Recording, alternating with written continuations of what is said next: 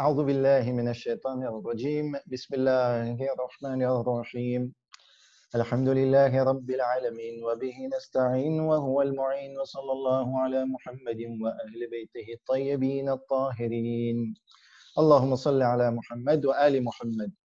Donc, bienvenue pour cette première session de l'atelier de réflexion coranique 2020.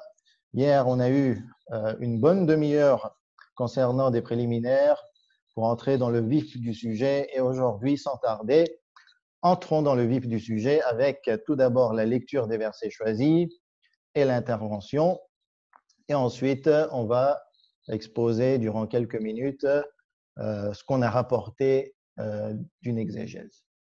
Alors, au niveau des versets choisis, je vais tout d'abord les lire en arabe. Il m'importe de garder cette tradition et ce rite de lire le Coran en arabe.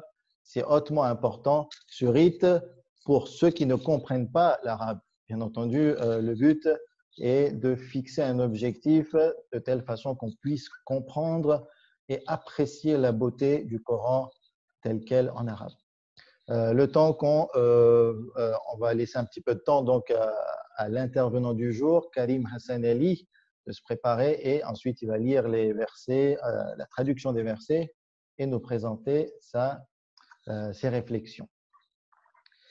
بسم الله الرحمن الرحيم أعوذ بالله من الشيطان الرجيم بسم الله الرحمن الرحيم سنريهم آياتنا في الآفاق وفي أنفسهم حتى يتبين لهم أنه الحق أولم يكفي بربك أنه على كل شيء شهيد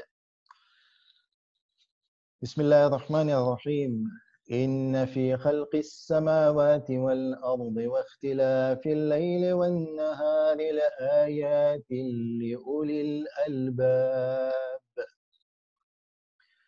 بسم الله الرحمن الرحيم ومن خفت موازينه فأولئك الذين خسروا أنفسهم بما كانوا بآياتنا يظلمون بسم الله الرحمن الرحيم هو الذي يصيركم في البر والبحر حتى إذا كنتم في الفلك وجرين بهم بريح طيبة وفرحوا بها جاءتها ريح عاصف وجاءهم الموج من كل مكان وظنوا أنهم أحيط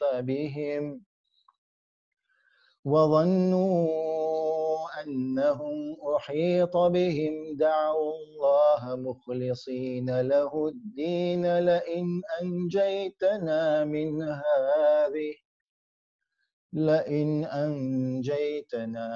هذه لنكونن من الشاكرين فلما أنجاهم إذا هم يبغون في الأرض بغير الحق يا أيها الناس إنما بغيكم على أنفسكم متاع الحياة الدنيا ثم إلينا مرجعكم فننبئكم بما كنتم تعملون صدق الله العظيم صلوا على محمد وآل محمد Assalamu alaikum. Alaykoum salam wa rahmatullah. Tu m'entends? Ça va? C'est Oui, correct? ouais, c'est correct. Alors, merci d'avoir lu en arabe, hein, c'était plus facile pour moi. Donc, du coup, je vais lire les traductions en français. Donc, si c'est possible, on va faire verset par verset, mais je fais la lecture et ensuite je dis ce qui m'a interpellé. Et ensuite, on continuera verset par verset. À la fin, je ferai une petite conclusion, si ça te va. D'accord. Donc là, tu lis chaque verset. Hein. Ensuite, tu Ouais, chaque présentes. verset et je fais mon petit commentaire et après, à la fin, on fera une petite conclusion. Très bien. D'accord?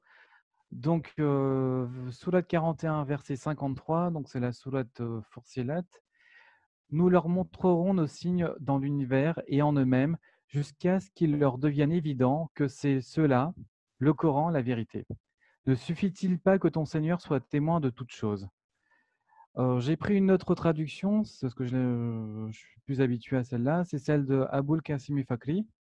Alors, nous montrerons à tous les hommes nos signes dans l'univers physique, etc., et dans leur âme métaphysique, etc., jusqu'à ce qu'il leur devienne évident que c'est la vérité venant de Dieu. Ne suffit-il pas que ton Seigneur soit témoin de tout? Et comme il y en a un autre que j'aimais bien, j'ai pris aussi la traduction de Boubaker. Donc, Boubaker.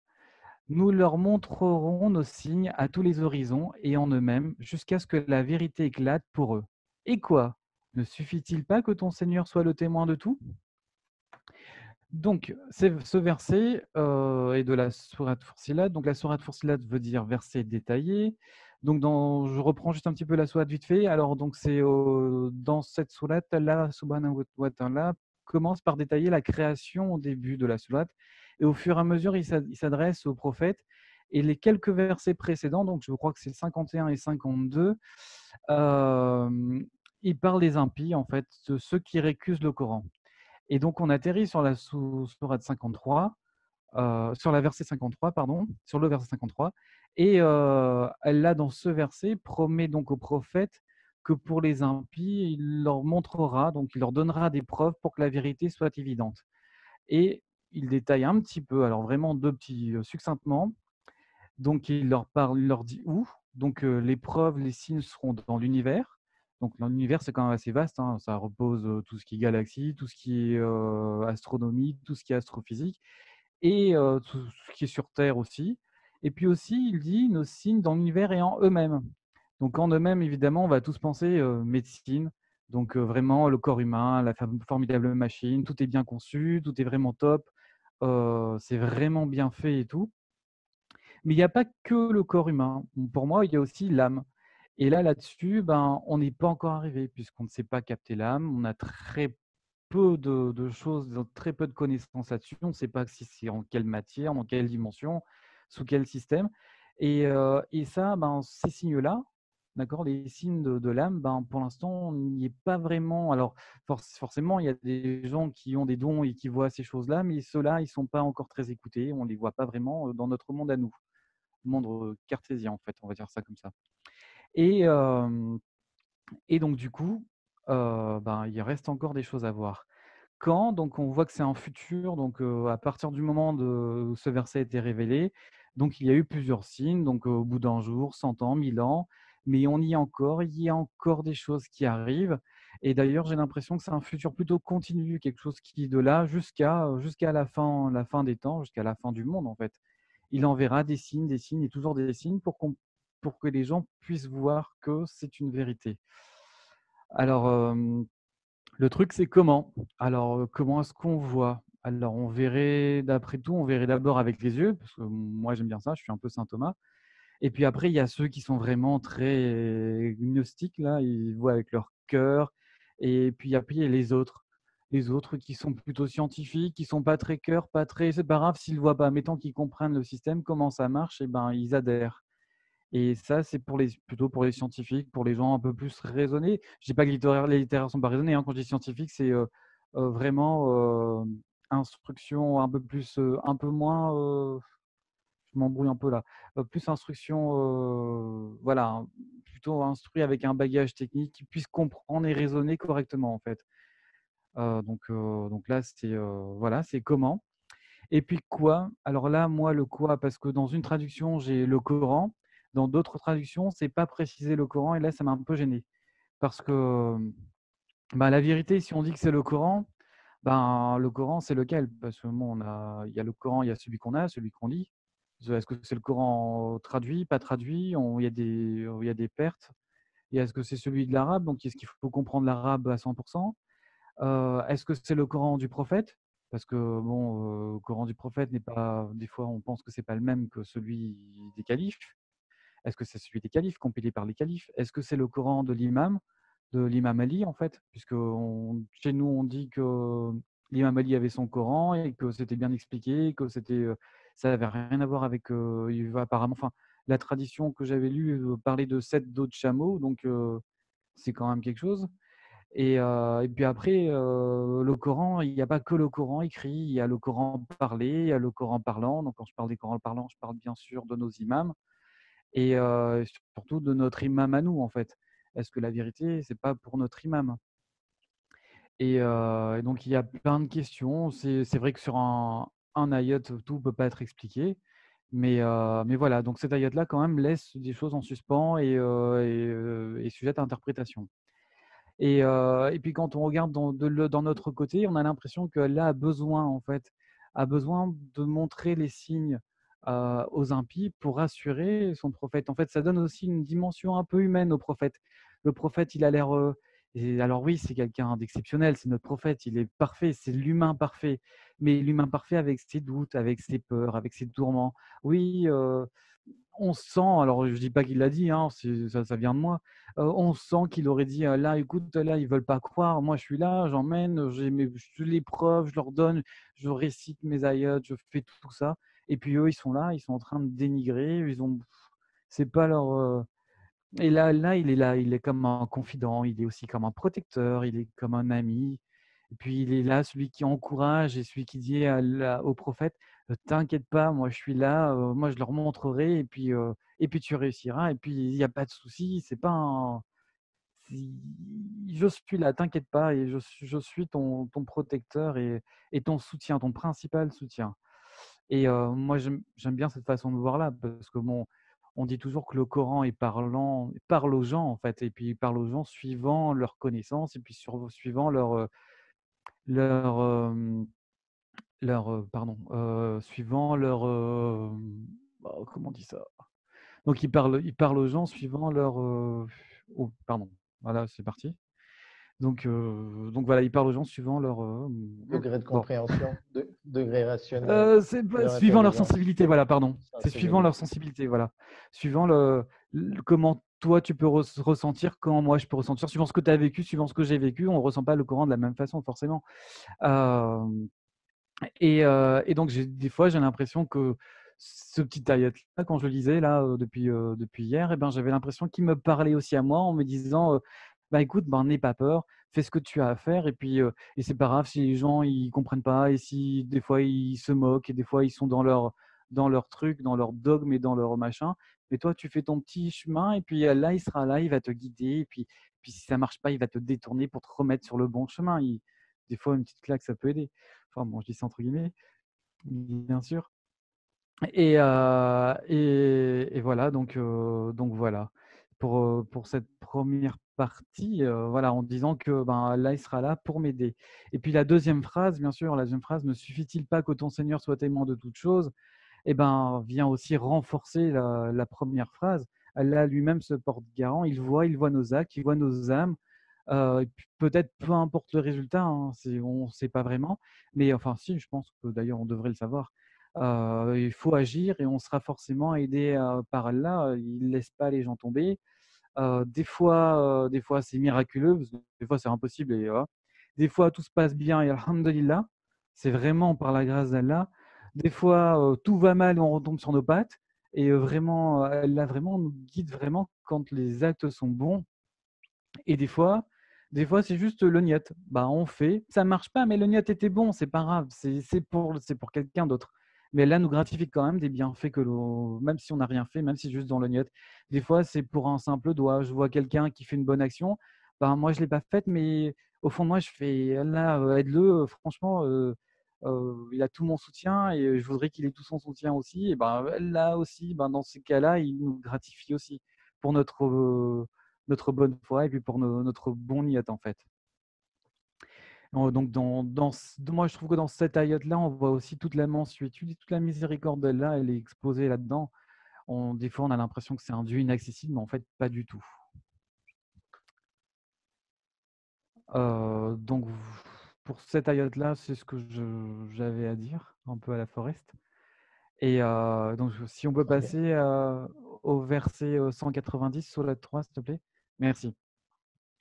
Donc dans cette sourate-là, donc là en français, en vérité, dans la création des cieux et de la terre, et dans l'alternance de la nuit et du jour, il y a certes des signes pour les doués d'intelligence. Alors cet ayat-là, il vient clarifier un peu et un peu mettre un peu de doute.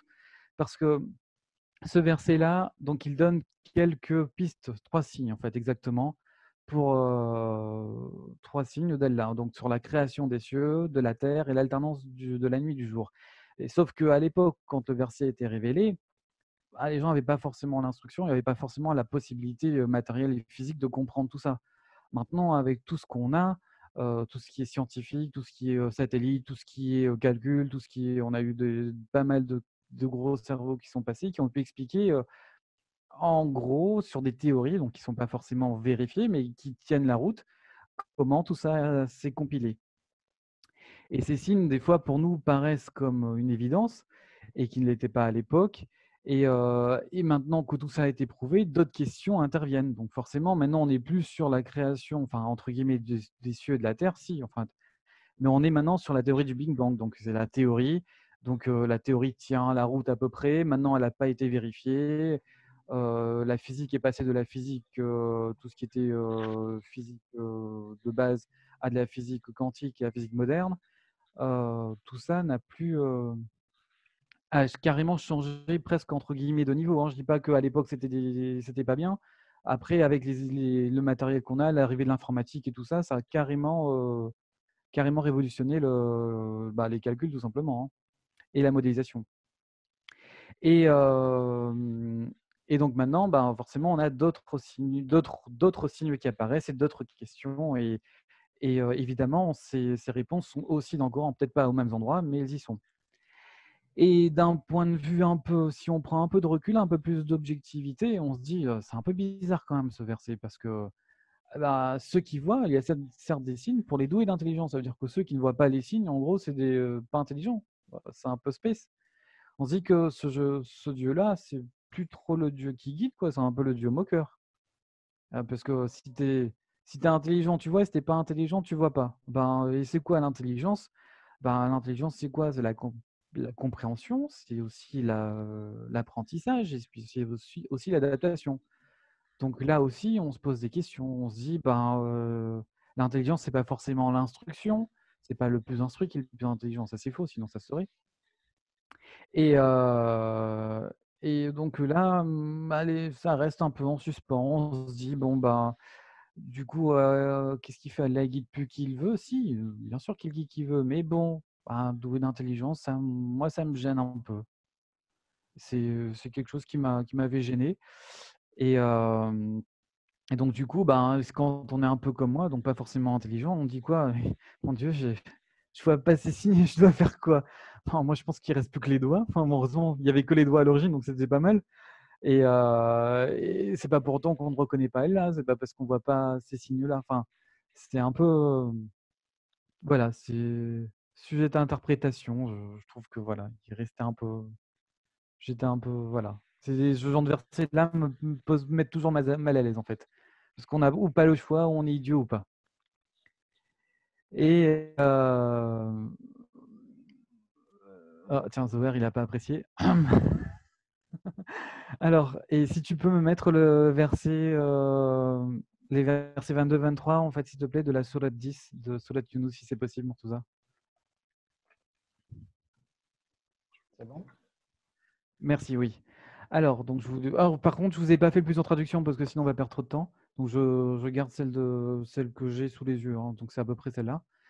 Alors, donc, je vais vous lire les deux en même temps. C'est lui qui vous fait aller sur terre et sur mer quand vous êtes en bateau. Ces bateaux les emportèrent grâce à un bon vent. Ils s'en réjouirent jusqu'au moment où, assaillis par un vent impétueux, assaillis de tous côtés par les vagues, se jugeant enveloppés par la mort, ils prièrent là, lui vouant le culte et disant: Certes, si tu nous sauves de ceci, nous serons parmi les reconnaissants.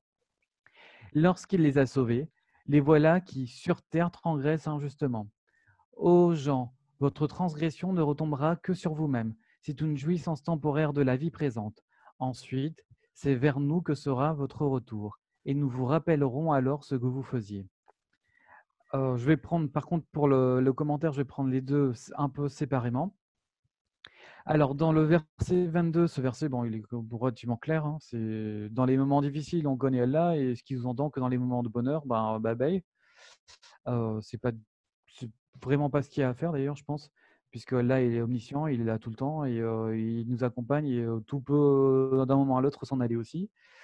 Et surtout, moi, ce que j'ai aimé dans ce verset, c'est que pour moi, c'est une définition d'Allah, en fait, pour quelqu'un de simple, c'est pas mal pour mon niveau. Et quand tu es sur un bateau et qu'il n'y a plus d'issue, il n'y a plus d'autres possibilités, que là, tu vas rencontrer la mort et que à cet instant, tu as un petit court instant où tu espères quelque chose, cet espoir-là, c'est ce qu'on appellerait Allah, en fait. Et là, c'est notre espoir, c'est celui qui nous. Enfin, c'est le sauveur, en fait, hein.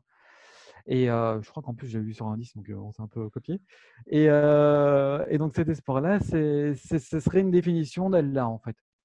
Et de l'autre côté, c'est pas parce qu'on a l'espoir et que le bateau crache et qu'on se noie qu'Allah nous a abandonnés. Là, c'est le destin et c'est une épreuve qui nous sera peut-être gratifiée d'une autre façon. Allah ne nous abandonne pas, enfin, dans notre dogme. Donc, normalement, on devrait pouvoir, enfin, on est gratifié de l'autre façon. Des fois, des malheurs nous arrivent dans ce monde et on ne comprend pas. On se dit, oui, mais alors là, il n'y a pas de justice. Mais en fait, c'est parce que la rétribution, on se fait dans l'autre monde. Et, donc le verset 23, on se rend compte que là, ben, les marins, ils étaient un peu ingrats, donc on va tous brûler les marins. Non, pas du tout. Donc l'homme est ingrat de nature, ça on sait à peu près tous, hein. Des fois, on fait des efforts pas possibles et monstrueux, et puis après, au moindre petit couac, on oublie tout. Et alors, j'imagine bien qu'entre humains, si on se fait ça, j'imagine qu'avec notre créateur, on ne doit pas être tout sympa non plus. Et là nous dit que ben, comme on transgresse, ben, en fait, on se fait du mal qu'à nous-mêmes, en fait. Et, euh, et on repart vers le péché. Mais alors, du coup, le péché, on va en payer nous-mêmes le prix. Mais alors, quel prix? Parce que le péché entraîne sanction. Ou alors, le péché entraîne pardon. Du coup, là, il n'y a pas de prix à payer. Et le péché entraîne aussi le péché. On fait un péché, et puis on ment, et puis hop, hop, hop, hop. Et ça s'enchaîne, et puis on fait des péchés, et puis après, là, c'est la perdition, et c'est carrément la damnation. Et tout ça est bien sûr limité le temps d'une vie. Il y a des gens qui arrivent à se ressaisir, et puis d'autres non, d'autres qui s'embourbent même, et sans pouvoir jamais lever la tête, et ça, c'est vraiment, vraiment dommage. Mais des fois, on n'y peut rien. Ensuite vient la mort, et donc du coup, on retourne vers notre Créateur, on laisse notre corps, et puis on s'en va. Et donc, c'est le rappel.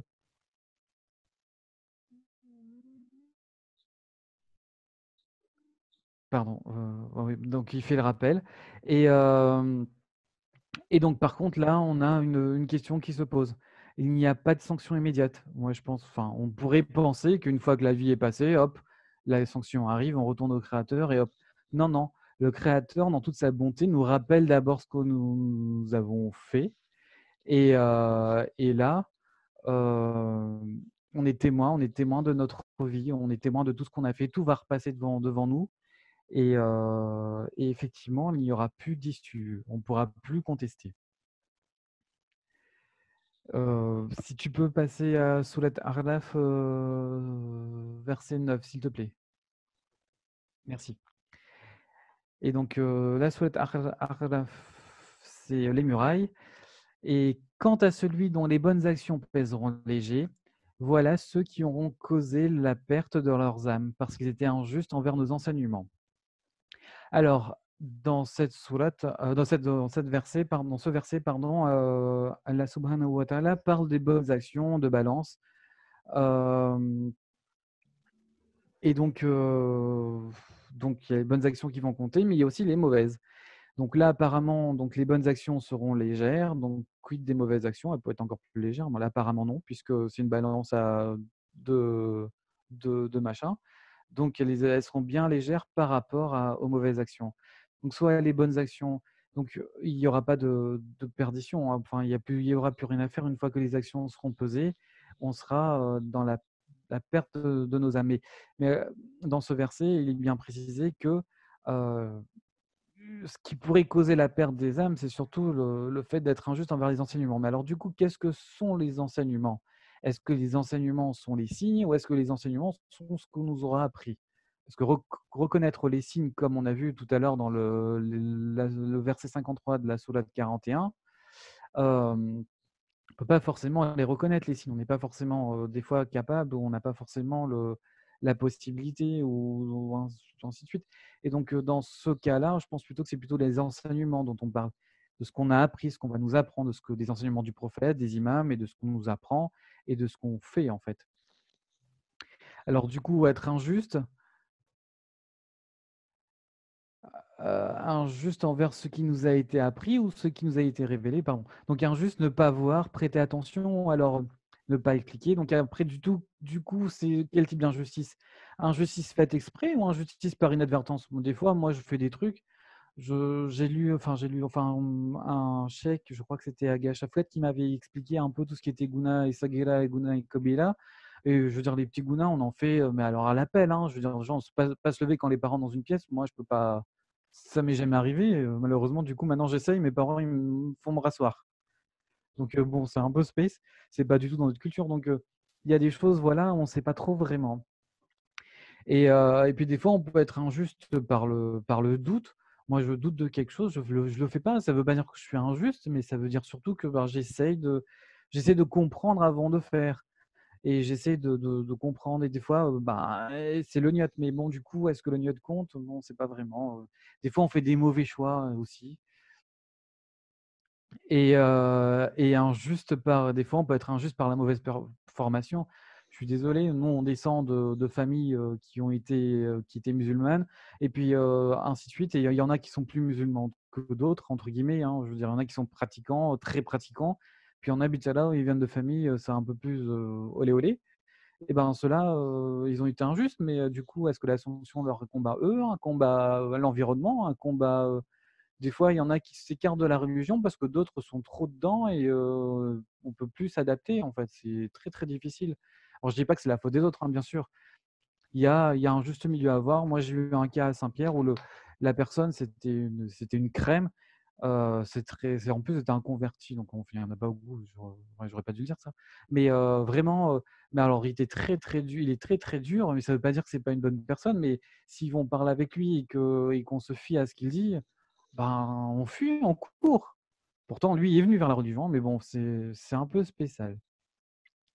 Et en petite conclusion, je dirais que Allah nous a, subhanahu wa ta'ala, il a parsemé nos chemins et nos vies de plein et de gros indices sur sa présence, et surtout sur son soutien, sur la connaissance de ce qu'on peut avoir et ne pas avoir, sur le monde visible et invisible. Parce que forcément, je suis désolé, mais quand on est musulman, on ne nous prépare pas à croire en l'invisible.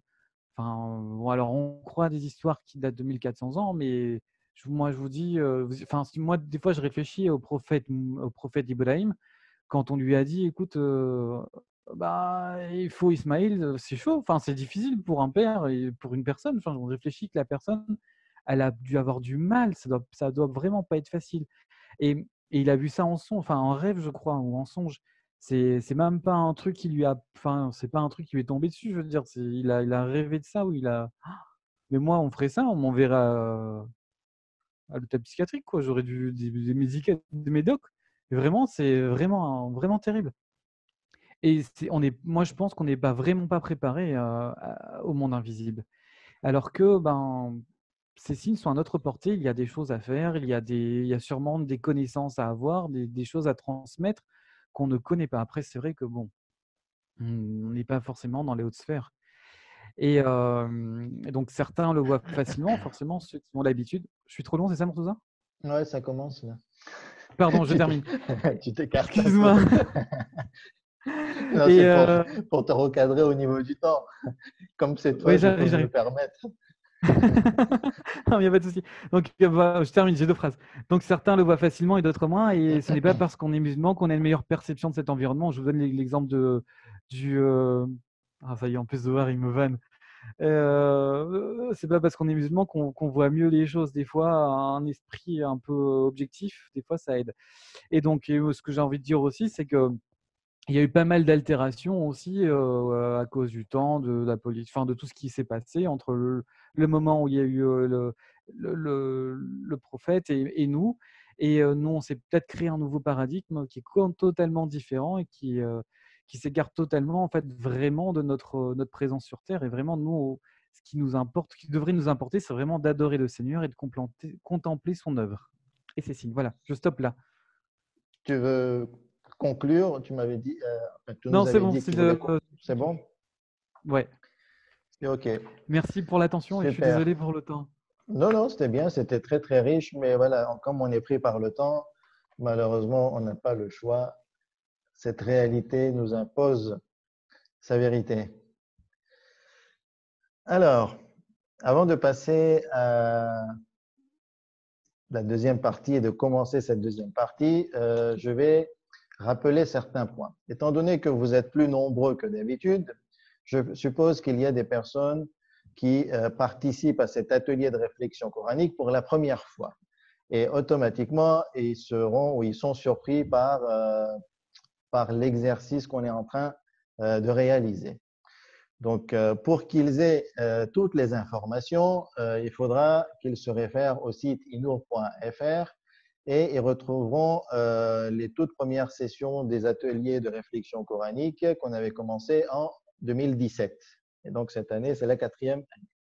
Et pour résumer rapidement, ce qu'on est en train de faire, c'est de laisser libre à la réflexion et au tadabbur chaque personne qu'on a entraîné. Hein, chacun de nous, on s'est entraîné année après année durant le mois de Ramadan à réfléchir, à produire des réflexions, des pensées, partager des sentiments, des questions que l'on se pose sur les versets. Et d'ailleurs, aujourd'hui, c'était un très bel exemple. On a vu Karim être très, très inspiré par les versets qu'on a choisis. Et on a vu qu'on peut retirer énormément d'enseignements, d'informations.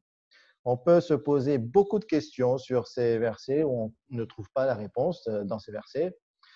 J'ai bien aimé aussi les points où il nous a fait part de son sentiment et du ressenti entre la relation entre le prophète et Allah subhanahu wa ta'ala, ce sentiment reçu de sa part lorsqu'il lit ce verset. Et je trouvais ça très, très intéressant. Et pour vous dire que lorsque on laisse aux participants partager librement ses pensées, selon les cadres qu'on avait fixés hein, dans les préliminaires des ateliers de réflexion, cela ne veut pas dire que tout est vrai, tout est faux. C'est pas moi qui vais venir dire que non, tu as raison, tu as tort, ceci et cela. Ce n'est pas le but. Étant donné que ce sont des adultes qui participent à cet atelier, je ne suis pas comme un maître en train de vous dire non, là tu as raison, là tu as tort, là tu as complètement mal compris, là tu as bien compris. On n'est pas à l'école où le prof corrige et donne une note à la rédaction ou à la présentation. Le but, c'est d'entraîner la personne à aller vers le Coran, de ne pas avoir peur à lire, comprendre, réfléchir, retirer des enseignements et sans les associer à Allah subhanahu wa ta'ala, sans faire le tafsir, et maintes fois on a répété la distinction entre tafsir et tadabbur, à essayer d'utiliser à bon escient les enseignements qu'on comprend directement du Coran et sur lesquels il n'y a pas de doute. Et donc, j'estime qu'au fil des années, on a de plus en plus de choses à retirer, à dire des versets qu'on a choisis et peut-être que je devrais restreindre le nombre de versets. Ceci dit, je passe à ma présentation de mon côté concernant certains des versets choisis et je vais commencer par le verset 53 et ça va être le sujet de notre discussion. Uniquement ce verset, les autres versets sont là pour étayer. Donc, la base de ma parole remonte à cette parole, la traduction de la parole d'Allah subhanahu wa ta'ala. Donc, vous avez à votre gauche la traduction de Hamidullah révisée. Nous leur montrerons nos signes dans l'univers et en eux-mêmes jusqu'à ce qu'il leur devienne évident que cela, entre parenthèses, le Coran, est la vérité. Ne suffit-il pas que ton Seigneur soit témoin de toutes choses? Donc ici, la vérité que l'on veut s'assurer, que l'on ne veut pas avoir de doute, c'est le Coran. Alors que dans le texte de droite, c'est la traduction de Berck, Jacques Berck, nous leur ferons voir nos signes sur les horizons et dans leurs âmes, jusqu'à faire éclater à leurs yeux que c'est bien là le vrai. C'est quoi là le vrai? C'est quoi cette réalité, cette vérité que l'on veut prouver aux gens à travers ces signes? Or, ne suffisait-il pas que Dieu soit présent à toute chose? C'est complètement différent de dire que Dieu est témoin de toute chose et que Dieu est présent à toute chose, c'est-à-dire que toute chose témoigne de la présence de Dieu. C'est complètement inverse comme sens. Et c'est à partir de là que je vais dire que l'être humain, de par sa nature, il se pose des questions, et on a très bien vu chez Karim qui se posait beaucoup de questions lorsqu'il faisait face à ces textes. Et nous, l'être humain, mais lorsqu'il observe ce monde, cet univers, toutes ces créatures, tous ces phénomènes, mais il se pose des questions et des questions fondamentales qui le trottent au fond de lui-même. Et parmi ces questions fondamentales, y a-t-il une entité, un esprit, quelque chose de suprême à l'origine de cet univers? Et je dirais que cette question fondamentale, existentielle, elle a animé l'histoire de la philosophie. À partir du moment où l'homme existe et il pense, il réfléchit sur cette question. Est-ce que l'idée de Dieu, donc cet être suprême, qui est une idée véridique, c'est la réalité, et que c'est lui qui est à l'origine de cet univers, donc à mon origine, ou bien cette idée est une illusion de l'esprit. Et donc, en Occident, actuellement, depuis un bon siècle, et surtout depuis 70 ans, et le courant existentialiste athée, l'athéisme a pris, ou l'agnosticisme a pris le pouvoir médiatique, tout ce qui est livre, etc., sont mis en avant, et automatiquement, dans notre environnement, surtout francophone, moins chez les anglophones, mais plus chez les francophones, chez les Français, c'est comme si la question de l'existence du divin était pliée et que tout avait déjà été discuté et que c'est une évidence, que c'est une illusion pour eux, pour ceux qui croient, pour les croyants, et que les religions ne sont que le fruit des illusions des illuminés. Voilà, c'est comme ça d'ailleurs qu'ils utilisent souvent ce type d'expression. Mais ce n'est pas si facile que ça. Au contraire, la facilité, c'est le contraire, c'est l'existence de Dieu, et on le verra à travers les enseignements du Coran. Donc, l'islam a sa réponse, le Coran a sa réponse, et pour le Coran, la vérité et la réalité, c'est clair, c'est le tawhid. D'ailleurs, s'il fallait résumer le message du Coran en un seul mot, c'est le tawhid. Et le tawhid, en fait, qu'est-ce que ça représente rapidement, si on veut simplifier cette idée, ce mot? C'est l'existence d'une entité suprême, et toute autre chose qui existe prend son existence de cette entité suprême, et toute existence découle de l'existence de l'entité suprême qui est Dieu, qui est Allah subhanahu wa ta'ala. Et l'autre face du tawhid, c'est que cette entité suprême, elle ne peut qu'être une ou unique. Dieu est un. D'accord. Donc, en deux mots, tawhid, c'est l'existence d'un Dieu unique ou un seul Dieu. Mais pour cela, le Coran, donc le verset de la sourate Fussilat 53, verset 53, nous montre que pour parvenir à cette réalité, à cette vérité, il y a trois chemins. Et lorsqu'on parle de chemin, on va essayer de poser rapidement du vocabulaire. Donc, il y a le voyageur, l'explorateur, le randonneur, le marcheur. Il y a le chemin emprunté et il y a l'objectif ou le but que l'on souhaite atteindre. Et c'est là qu'on va exposer donc ce verset avec ce schéma. Regardez bien le verset, on a mis en couleur les trois chemins pour atteindre la vérité d'Allah subhanahu wa ta'ala. Nous leur ferons voir nos signes sur les horizons. premier chemin. Donc, l'explication que je vous expose ici a été totalement inspirée, ou à 90% inspirée, du tafsir et mawdu'i, l'exégèse thématique de Cheikh Djawadi Amouli. Il donne énormément de détails. Rien qu'à partir de ce verset, il découle une exégèse de près de 250 pages, accompagnée d'autres versets. Donc, vous vous rendez compte la richesse de ce verset. Donc, le premier chemin que l'on peut emprunter ou qu'on l'emprunte pour arriver à Allah subhanahu wa ta'ala, c'est que je nommerai le chemin externe par la traduction. Cheikh Djawadi dit que c'est le chemin afaqi. Okay? Donc, ça vient des horizons. Mais l'intention ici, la signification des horizons, c'est l'étude de tout ce qui appartient au monde extérieur, au monde externe. D'accord?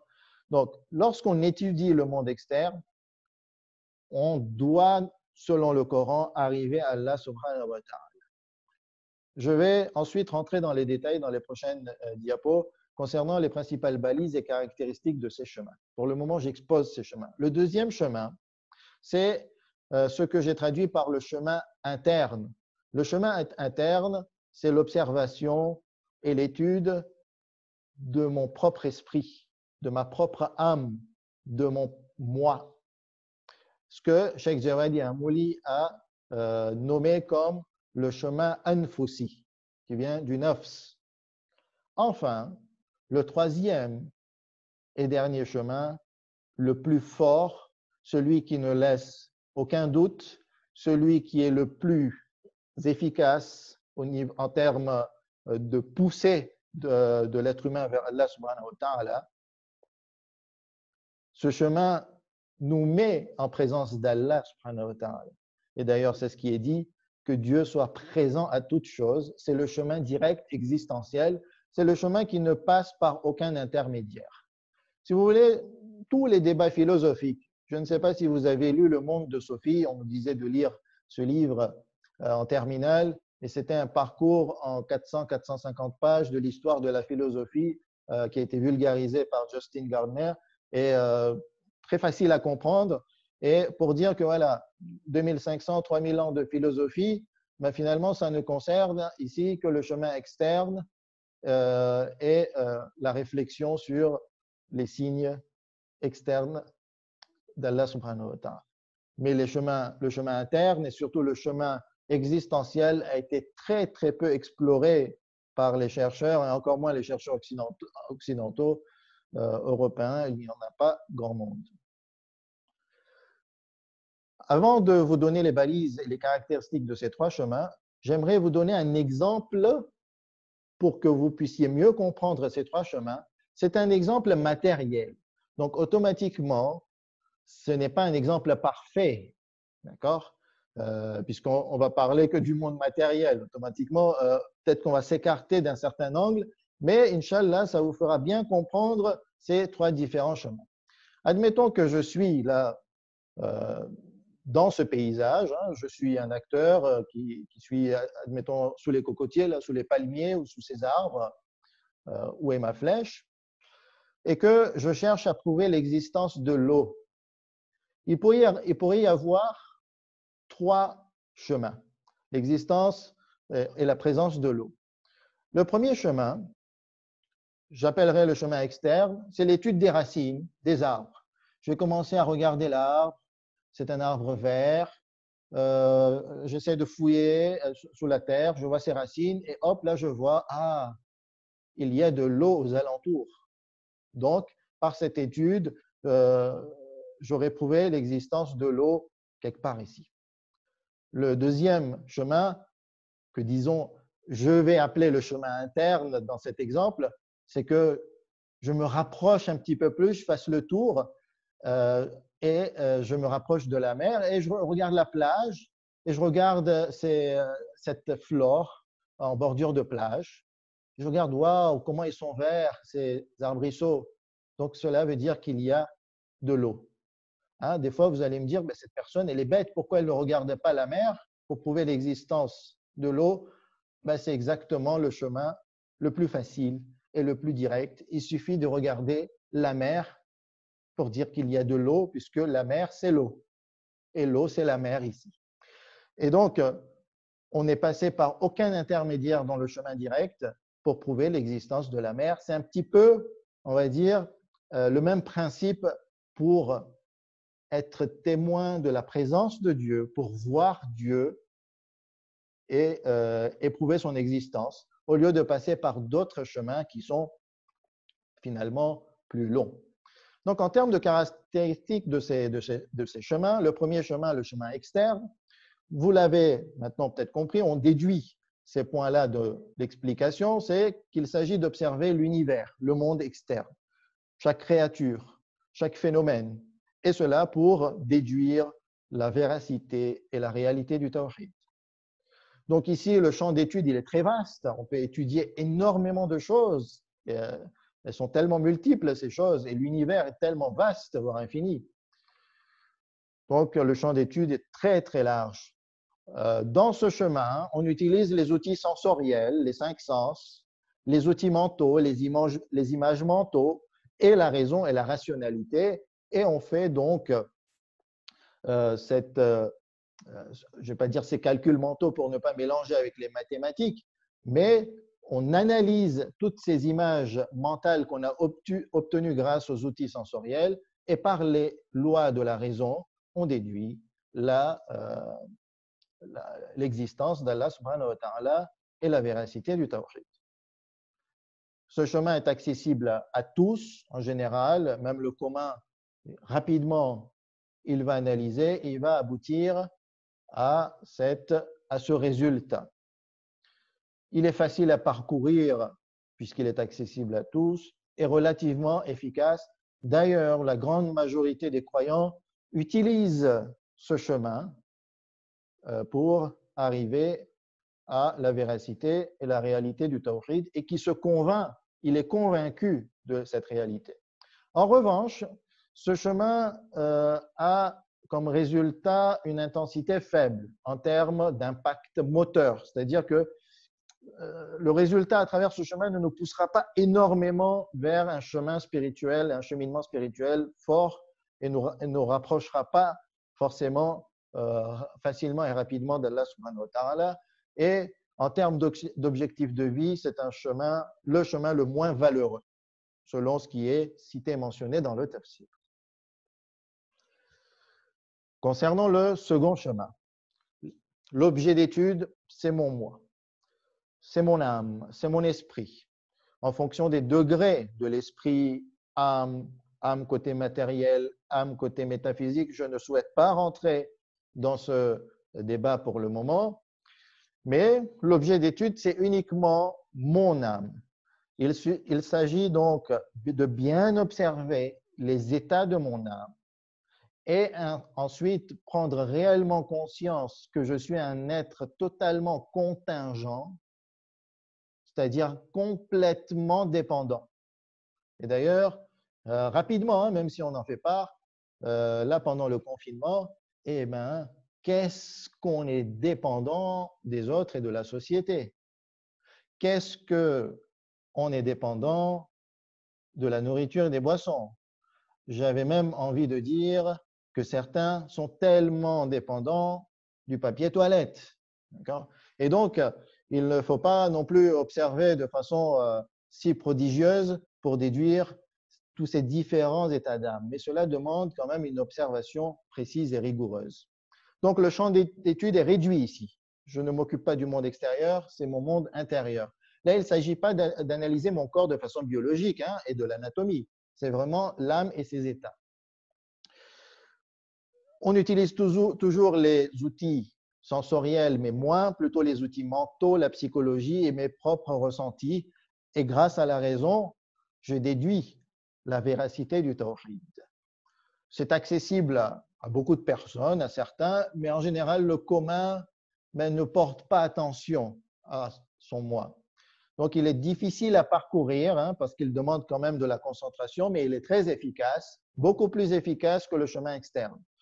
Donc, on a besoin d'être fin observateur, concentré, patient, rigoureux et garder donc devant nous cet objet d'étude réduit, c'est-à-dire mon âme. L'intensité de la perception, d'accord, de la perception des résultats ou du résultat, le tawhid, dépend du degré de l'esprit et du degré de l'étude que l'on portera et que l'on fera sur son âme et sur son esprit. En revanche, ici, par rapport au premier chemin, l'intensité en termes d'impact moteur est forte, cette intensité est forte, et cela nous rapproche très bien spirituellement d'Allah subhanahu wa ta'ala. Et d'ailleurs, c'est pour ça que dans les enseignements, on insiste, dans les enseignements religieux et islamiques, on insiste sur ce chemin, et le fameux hadith « Man arafa nafsa faqad arafa rabba » celui qui se connaît lui-même, soi-même, connaît son Seigneur. Enfin, ce chemin, il est valeureux en termes d'objectifs de vie, puisqu'il demande de la patience, du temps, et c'est un cheminement vers Allah subhanahu wa ta'ala. Mais le chemin le plus fort, le chemin qui ne laisse aucun doute, c'est le chemin que j'ai nommé, traduit ici par le chemin direct existentiel. Et ce chemin, c'est celui qui n'a pas été exploré par la plupart des philosophes. En Occident, on n'en trouve pas grand-chose. Moi, je n'en ai pas vu qui est développé. Alors que chez les philosophes orientaux islamiques, l'école de Mullah Sadra, l'école de Haydar Amouli, on voit qu'ils se sont énormément penchés sur ce sujet. Et d'ailleurs, c'est eux qui ont révélé ce chemin à travers la compréhension coranique, à travers leur expérience spirituelle, à travers leur raisonnement et leur étude de la philosophie. Et dans ce chemin, il s'agit de percevoir Allah subhanahu wa ta'ala sans aucun intermédiaire, sans aucun tremplin.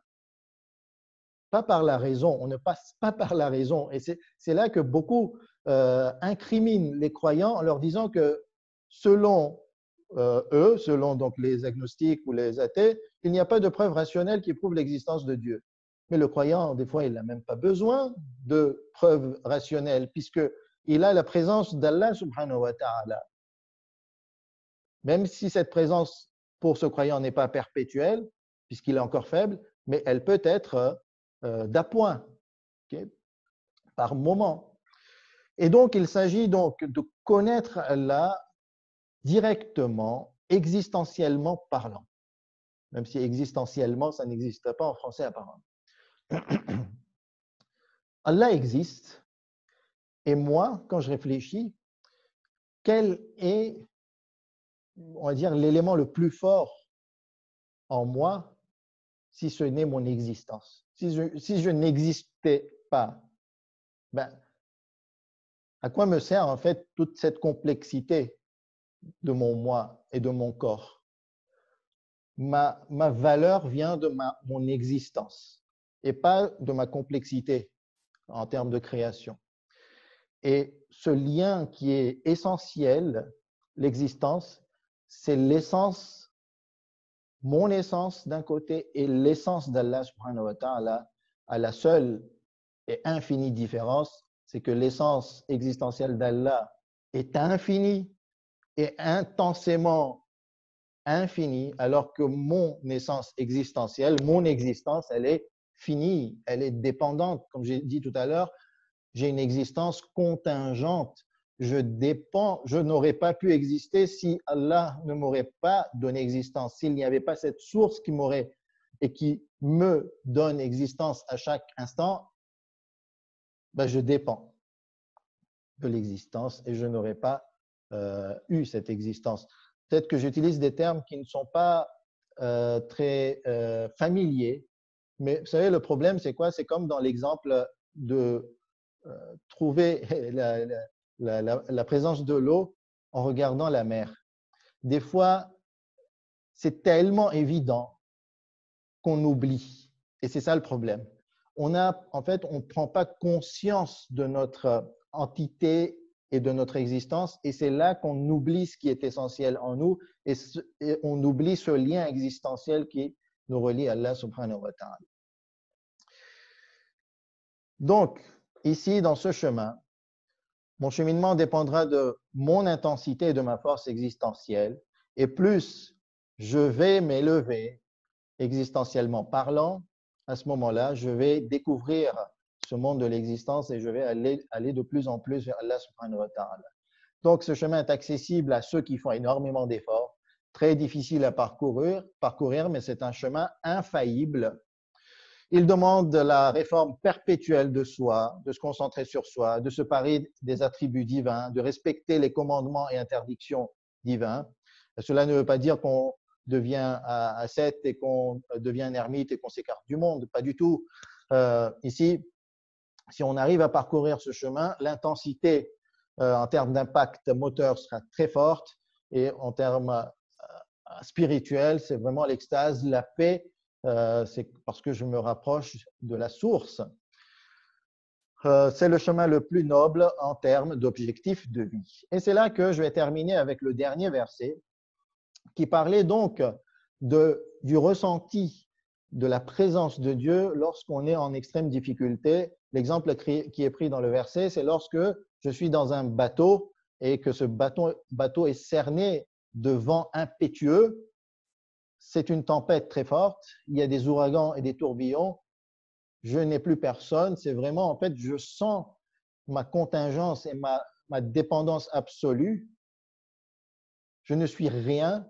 Et c'est là que je découvre Allah subhanahu wa ta'ala. Je sens sa présence. C'est ce lien existentiel qui est en moi qui finalement se fortifie parce que j'ai écarté toute barrière. Et je voulais vous apporter ici un témoignage. Il s'agit d'un philosophe athée qui a connu une expérience spirituelle et qui le raconte ici en 2 minutes, un peu moins de 3 minutes, et qui d'ailleurs, dont l'expérience ressemble à ce qui nous est dit dans le verset. Écoutez-le. Je me suis perdu dans le désert, un voyage d'aventure, mais je n'ai aucun sens de l'orientation, donc j'ai passé 34 heures absolument perdu au milieu du désert, et j'avais rien à boire, rien à manger. C'est le désert du Hogar, et la nuit que j'ai passée sous les étoiles, je m'attendais à éprouver une peur extrême, et c'est le contraire de la peur qui m'est tombée dessus, c'est-à-dire une extase. Une extase. Oui, une extase. Qui se manifeste concrètement de quelle façon? On a le sentiment d'une sorte de dédoublement physique, le sentiment d'être attiré par une force ou par une lumière, tout ça. C'est difficile de définir l'expérience de quelque chose qui n'est pas sensible. Vous voyez ce que je veux dire? Et puis l'impression finalement de se fondre totalement dans cette force ou dans cette lumière. Et au retour de cette expérience, j'étais totalement modifié. J'ai eu la confiance de repartir pour faire l'ascension de cette montagne et de retrouver le camp dans lequel on faisait le bivouac. Et j'ai d'abord gardé ça comme un secret au fond de moi, parce que je n'avais pas les mots pour le dire, parce que j'étais déconcerté, parce que j'étais complètement athée, j'étais philosophe de formation, donc tout cela me dérangeait. Et il y a une forme de paresse et de conformisme intellectuel me poussait même à mettre ça dans un coin.